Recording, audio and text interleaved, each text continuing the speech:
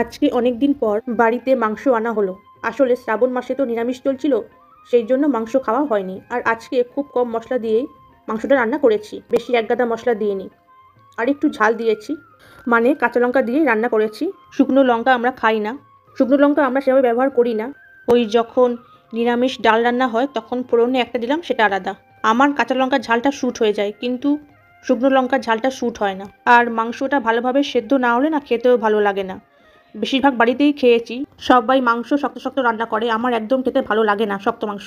জানি খাওয়াটা যার যার ব্যাপার, কিন্তু আমার পছন্দ হচ্ছে হাড়ের মাংস, মানে হাড় থেকে মাংস খুলে পড়ে যাচ্ছে সেরকম খেতেই ভালো লাগে। আর এদিকে আমার মায়ের মাংস খেতে ভালো লাগে না, বাড়িতে আমি জোর করি মাকে এক পিস খাওয়াই। মায়ের আবার লেগ পিস পছন্দ, শুধু লেগ পিসই খাবে। আর আমার তো মাংস, স্টমাক, মিটে এসব পছন্দ। তো চলো, অনেক দিন পর মাংস রান্না হয়েছে, একটু শান্তি করে খাই। তোমরা যারা আমার চ্যানেলে নতুন তারা আমার চ্যানেলটা সাবস্ক্রাইব করে দিও।